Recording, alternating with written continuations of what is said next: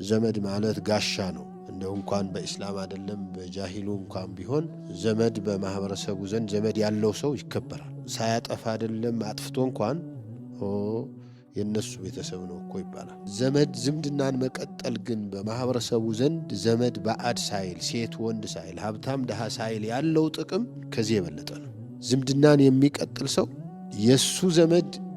እሱ የሚረዳቸው ሰዎች ለአካባቢው በሌላ በኩል ዘመድ ናቸው ለእኒህ ማህበረሰቦች ለሁሉም ነው ትምህርት የሚሰጠው አላያችሁም ገሌ ወንድሞቹን እህቶችን አክስቶቹን አጎቶቹን የወንድሞቹን ልጆች አክስቶቹን ልጆች ይረዳል ይደግፋል ይንከባከባል ይጠይቃል ያሳክማል ይረዳል ሲባል ይሄ ሁሉ